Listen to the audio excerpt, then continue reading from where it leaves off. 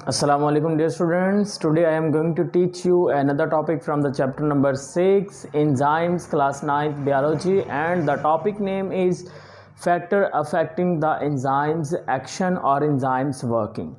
Dear friends, हम ये देखेंगे कि जो एंजाइम्स हैं उनके जो काम करने का मेथड है वो किस तरह से काम करते हैं। ये तो हमने लेक्चर नंबर फर्स्ट में देखा था।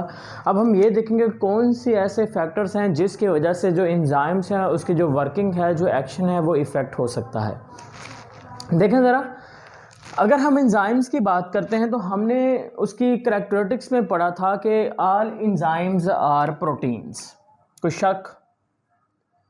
कोई शक नहीं, क्योंकि हमने ये पढ़ा है।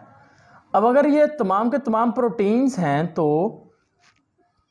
हम ये भी कहते हैं कि proteins are made up of repeating sub units of amino acids.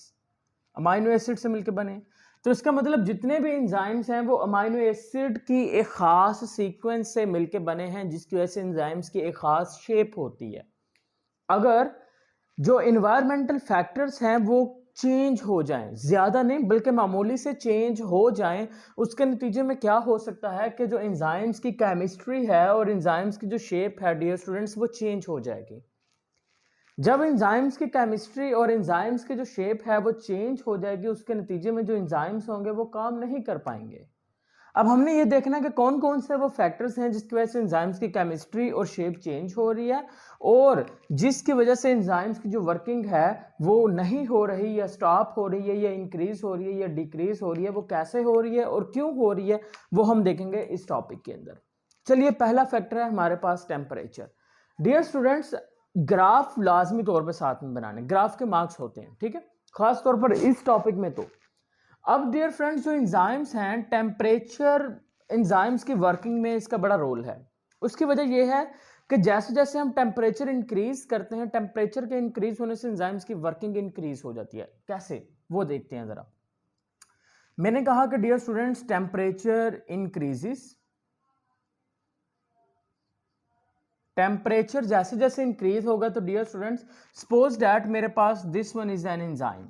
ये मेरे पास एक एंजाइम है, मैं बाकायदा एक शेप बना के फिर समझाता हूँ आपको। अब डियर स्टूडेंट्स, एंजाइम्स के ये आगे उसके छोटे छोटे सब यूनिट्स, जिसको मैंने नाम दे दिया था, this one is known as amino acids का नाम दे दिया था। अब मैंने आपसे ये कहा कि जैसे जैसे टेम्परेचर बढ़ेगा, टेम्परेचर के इंक्रीज होने की वजह से जो अमाइनो एसिड्स होंगे, जो कि यहाँ पर एंजाइम्स का पार्ट हैं, उसके सब यूनिट्स हैं, जो अमाइनो एसिड्स होंगे उसकी जो काइनेटिक एनर्जी होगी डियर स्टूडेंट्स, वो काइनेटिक एनर्जी इंक्रीज हो जाती है। जब उसकी काइनेटिक एनर्जी इंक्रीज होगी तो वो एक दूसरे से टकराना शुरू कर देंगे। टेम्परेचर इंक्रीज हुआ, टेम्परेचर के इंक्रीज होने की वजह से जो एंजाइम्स की काइनेटिक एनर्जी है वो इंक्रीज होगी, जिसकी वजह से अमाइनो एसिड जो मॉलिक्यूल्स हैं जिनसे एंजाइम मिलके बना है वो आपस में स्ट्राइक करना शुरू कर दिया। तो डियर स्टूडेंट्स, जब वो आपस में स्ट्राइक करना शुरू करेंगे तो उसका जो वर्किंग होगी ना एंजाइम्स की, वो बढ़ जाएगी।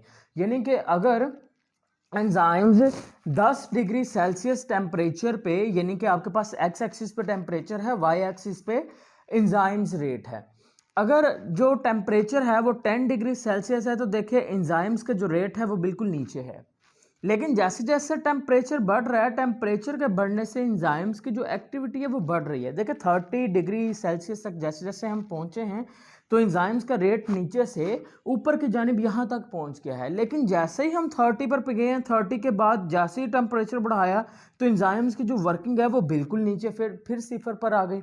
ये बात थोड़ी सी अजीब है कि टेम्परेचर की जो वर्किंग है एंजाइम्स की वो यकदम से 30 डिग्री सेल्सियस पर मैक्सिमम जा रही है और उसके बाद वो अचानक से वो नीचे क्यों आ गई, इसकी वजह क्या बनी? डियर स्टूडेंट, हुआ कुछ इस तरह से कि जैसे जैसे टेम्परेचर हमने इंक्रीज करना शुरू किया तो एंजाइम्स जो है, एंजाइम्स की जो वर्किंग थी वो इंक्रीज हो गई। तो हमने कहा कि जैसे जैसे हमने टेम्परेचर बढ़ाया, एंजाइम्स वर्किंग और एक्शन भी लिख सकते हैं, working increases with increase in temperature। और एंजाइम्स की जो वर्किंग है डियर स्टूडेंट्स, वो देखें एक टेम्परेचर पर बिल्कुल मैक्सिमम है, वो आपके पास 30 डिग्री सेल्सियस था। अब ये टेम्परेचर जिस पर एंजाइम्स की जो वर्किंग होगी वो मैक्सिमम होगी, उस टेम्परेचर को आप डियर स्टूडेंट्स एक स्पेशल नेम देते हैं, that is known as optimum temperature.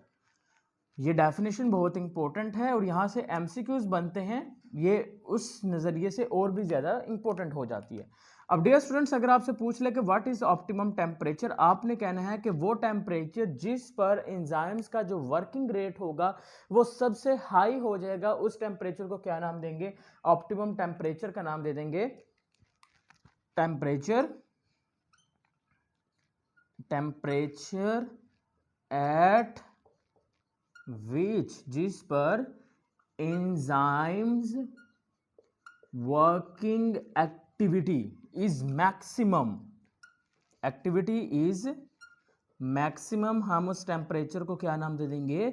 This one is known as optimum temperature. तो डियर स्टूडेंट जैसे जैसे हमने टेम्परेचर बढ़ाया उसके बढ़ाने से एंजाइम्स रेट बढ़ता रहा है, फिर एक टेम्परेचर आया जब एंजाइम्स का रेट मैक्सिमम हो गया, हमने उस टेम्परेचर को नाम दे दिया, ये जो टेम्परेचर है जिस पर एंजाइम्स का रेट मैक्सिमम हो रहा है आपने इस टेम्परेचर को नाम दे देना, this one is known as optimum temperature. और ऑप्टिमम टेम्परेचर के बाद देखें एंजाइम्स का जो रेट है, वर्किंग रेट है, वो नीचे की तरफ आ गया, क्योंकि जब टेम्परेचर ज़्यादा हुआ उसके नतीजे में असल में हुआ क्या?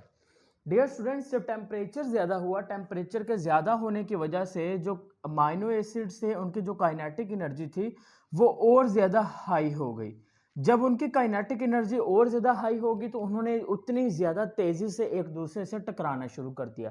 जब उन्होंने एक दूसरे से तेज़ी से टकराना शुरू किया तो उसके नतीजे में उसकी जो एनर्जी है, टकराएं जब एक दूसरे से टकराए तो देखो टकराने से एनर्जी प्रोड्यूस होती है ना, तो टकराने से उसकी जो एनर्जी का लेवल है वो मज़ीद हाई हो गया। जब एनर्जी का लेवल मज़ीद हाई हो गया तो जो अमाइनो एसिड्स है, वो अमाइनो एसिड जिनकी एनर्जी हाई हो गई थी वो एंजाइम्स की इस स्ट्रक्चर से ही बाहर निकल गए।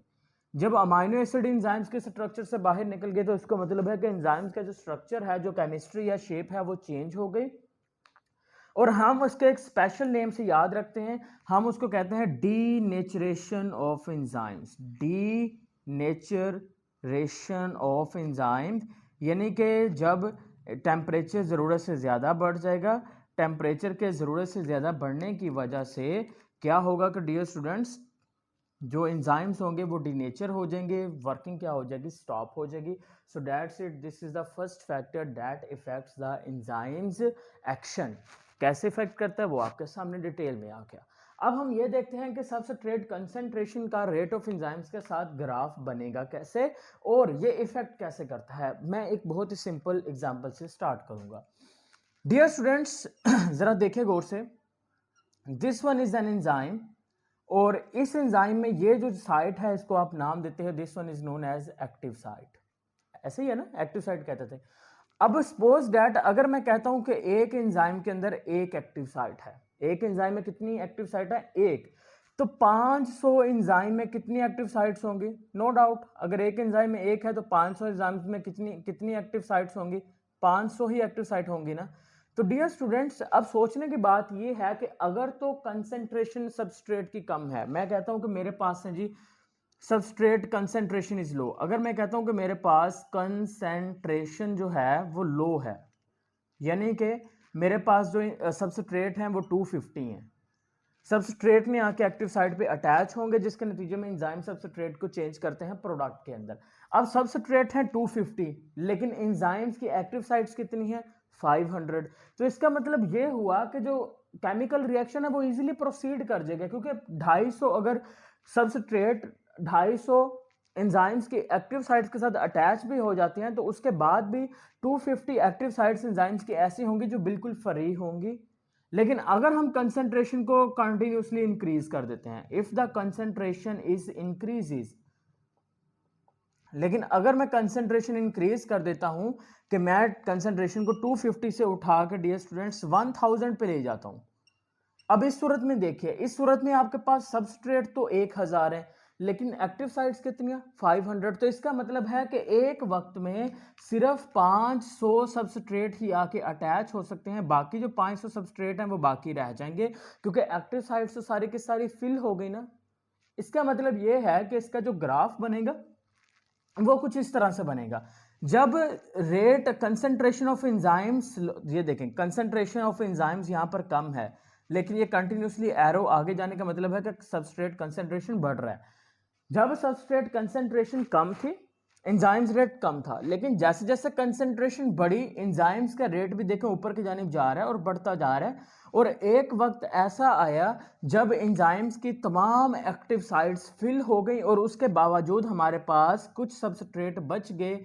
वहां पर जाकर डियर स्टूडेंट्स जो रेट ऑफ केमिकल रिएक्शन होगा वो एक जैसा हो जाएगा, उससे ज़्यादा नहीं बढ़ेगा, क्योंकि कंसंट्रेशन कम थी तो रेट ऑफ केमिकल रिएक्शन कम था, लेकिन कंसंट्रेशन बढ़ाई, उसके नतीजे में एक ही वक्त में अगर 250 सबस्ट्रेट प्रोडक्ट में जा रहे थे तो कंसंट्रेशन बढ़ाने से अब 250 की निस्बत 500 सबस्ट्रेट जाके अटैच होंगे, तो जारी बात है पहले 250 था अब 500 है, तो rate of chemical reaction increase हो गया। लेकिन अब इससे ज़्यादा rate of chemical reaction increase नहीं हो सकता क्योंकि एक्टिव साइट्स तो फिल हो गई। इस वजह से यहाँ पर जो आपके पास लाइन है वो बिल्कुल सीधी चली गई, क्योंकि यहाँ पर जो रेट ऑफ रिएक्शन है वो बिल्कुल स्टेबल हो चुका है, इससे ज़्यादा केमिकल रिएक्शन प्रोसीड नहीं कर सकता। So that's why dear students इसको हम नाम देते हैं, this one is known as, इसको एक स्पेशल नेम दिया जाता है कि एक ऐसा पॉइंट जहां पर तमाम एंजाइम्स की एक्टिव साइट्स फिल हो जाएं और उसके बावजूद हमारे पास एंजाइम्स सबस्ट्रेट बच जाएं, उस पॉइंट को हम नाम दे देंगे saturation point. This one is known as saturation point का नाम देते हैं। So that's it. इस तरह से डियर स्टूडेंट सबस्ट्रेट कंसंट्रेशन भी अफेक्ट करेगा। Last one is the pH. अब पीएच का कॉन्सेप्ट देखिए, पीएच कहते हैं negative log of hydrogen ions. What is mean of pH? Negative लॉगार्थम या लॉग कह दें of hydrogen ion. Hydrogen ion का जो नेगेटिव लॉग होगा उसको हम पीएच कहते हैं। अगर पीएच ज़्यादा होगी तो इसका मतलब ये है कि जो हाइड्रोजन आयन है उसकी जो कंसंट्रेशन है वो ज़्यादा हो जाएगी। अगर पीएच कम होती है तो इसका मतलब है हाइड्रोजन आयंस की जो कंसंट्रेशन होगी कि डियर स्टूडेंट्स वो क्या हो जाएगी, वो आपके पास कम हो जाएगी। अब ये एंजाइम्स की एक्टिविटी को इफेक्ट कैसे करता है? डियर स्टूडेंट्स यहाँ पर देखिए एक एंजाइम है जिसका नाम है पेप्सिन। अब ये जो एंजाइम है, this pepsin enzymes works in stomach. ये कहाँ पर काम करता है? ये स्टोमक के अंदर काम करता है और साथ में ये लो पीएच के ऊपर काम करता है। किसके ऊपर? लो पीएच पे काम करता है। अब देखें लो पीएच पे काम करता है। अगर पीएच इसकी फर्ज करें मैं इंक्रीज कर देता हूं, अगर मैं पीएच इंक्रीज कर दूंगा तो पीएच के इंक्रीज होने की वजह से ये जो एंजाइम्स है, एंजाइम्स की जो वर्किंग होगी वो इफेक्ट होगी। कैसे इफेक्ट होगी देखें जरा। पहले तो एंजाइम्स काम कर रहा है, मैंने क्या किया, मैंने इसकी पीएच आहिस्ता आहिस्ता बढ़ाना शुरू की। जैसे जैसे मैं पीएच उसकी बढ़ाना शुरू करूंगा तो वैसे वैसे एंजाइम्स का रेट भी बढ़ेगा, लेकिन जब पीएच एक बर्दाश्त वाली लिमिट से ज़्यादा हो जाएगी उसके नतीजे में एंजाइम यकदम से नीचे आ जाएगा और जो रिएक्शन होगा वो फिर सिफर पे आ जाएगा। तो इसका मतलब ये है कि पीएच के बढ़ाने से जो रेट ऑफ एंजाइम्स है वो बढ़ेगा, ज़रूर बिल्कुल बढ़ेगा, लेकिन अगर आप एक ख़ास हद से पीएच बढ़ा देंगे तो एंजाइम्स का रेट फिर सिफर पे आ जाएगा। इसी तरह से डियर स्टूडेंट्स एक और एंजाइम्स है, दैट्स नेम इज ट्रिप्सिन। ये जो एंजाइम है डियर स्टूडेंट्स ये लो पीएच पे काम कर रहा है। लो पीएच पे काम कहाँ पे कर रहा है? तो डियर स्टूडेंट्स आपने याद रखना है कि ये एंजाइम्स काम करता है स्मॉल इंटेस्टाइन में। ठीक है, कहाँ पे काम कर रहा है? स्मॉल इंटेस्टाइन में ये काम करता है डियर स्टूडेंट्स लो पीएच पे। थोड़ा सा यहाँ पर चेंज कर लें कि जो पेप्सिन होता है कि डियर स्टूडेंट्स वो जो पेप्सिन है वो हाई पीएच पे काम करेगा और आपके पास जो ट्रिप्सिन होगा वो कहाँ पे काम करता है? वो लो पीएच पे। ये थोड़ी सी यहाँ पर गड़बड़ हो गई, इसको जहन में रखिएगा। ठीक है, ये हाई पीएच पे काम कर रहा है, ये लो पीएच पे काम करेगा। तो दैट्स इट डियर स्टूडेंट्स। अब इस टॉपिक से आपके लिए शॉर्ट क्वेश्चन और एमसीक्यू जरा देख लें कौन कौन से हैं। पहला यहाँ पर डियर स्टूडेंट्स आपके पास जो शॉर्ट क्वेश्चन है, that's name is the optimum temperature. ठीक है, पहला कौन सा है? वो है आपके पास ऑप्टिमम टेम्परेचर। अब ऑप्टिमम टेम्परेचर यानी कि इसकी डेफिनेशन शॉर्ट क्वेश्चन में पूछी जाएगी आपसे, और साथ में डियर स्टूडेंट्स आपसे पूछा जाएगा कि व्हाट इज डिनेचरेशन ऑफ एंजाइम, और हमारी बॉडी के जो एंजाइम्स होते हैं उसका ऑप्टिमम टेम्परेचर क्या होगा। तो डियर स्टूडेंट्स आपने कहना है कि हमारी बॉडी के जो एंजाइम्स हैं उसका जो ऑप्टिमम टेम्परेचर है वो 37 डिग्री सेल्सियस होता है। ये एमसीक्यूज में पूछा जाएगा। उसके बाद dear students what is the saturation point, ये भी शॉर्ट क्वेश्चन में पूछा जाता है। और साथ में डियर स्टूडेंट्स जैसा कि मैंने कहा कि ग्राफ लाजमी बनाने हैं और पीएच में से भी एमसीक्यूज बनते हैं। डियर स्टूडेंट्स एमसीक्यूज दो तरह से बन सकते हैं। पॉइंट नंबर 1, अब पीएच और एसिडिक मीडियम पहले देख लें। मैं असल में यहाँ पर एसिडिक मीडियम लिखना चाह रहा था। डियर स्टूडेंट्स जो पेप्सिन एंजाइम है वो असल में काम करता है हाईली एसिडिक मीडियम में। कहाँ पे काम करता है? Highly acidic medium. अब हाईली एसिडिक मीडियम का मतलब ये होता है कि लो पीएच। अगर पीएच लो होगी तो मीडियम क्या होगा? हाईली एसिडिक होगा। अगर मीडियम हाईली एसिडिक होगा तो पेप्सिन काम करेगा। अब ट्रेप्सिन की अगर बात करें, ट्रेप्सिन बिल्कुल इसके ऑपोजिट होगा। यहाँ पर जो मीडियम होगा वो लो एसिडिक होगा, वो हाईली एसिडिक है, ये क्या होगा आपके पास? लो एसिडिक मीडियम होगा। लेकिन डियर स्टूडेंट्स यहाँ पर जो पीएच होगी वो क्या होगी? हाई हो जाएगी। तो देखिए पॉइंट सिर्फ वही थे, सिर्फ एक चीज का फर्क आ गया, वो आपके पास है पीएच और एसिडिक और हाईली एसिडिक और लो एसिडिक मीडियम। तो dear student same as it is आपके पास ये शॉर्ट क्वेश्चन अगर बना तो पीएच पे बनेगा और साथ में आपसे ये दो एग्जाम्पल लिखनी पड़ेंगी।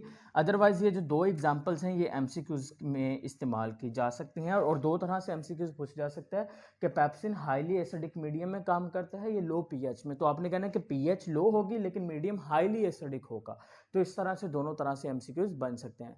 सो होप सो आपको डियर स्टूडेंट्स ये टॉपिक क्लियर हो चुका होगा। अगर फिर भी आपका कोई क्वेश्चन रह गया है तो आप कमेंट सेक्शन में लाजमी तौर पर पूछेगा। अल्लाह हाफिज़ एंड स्टे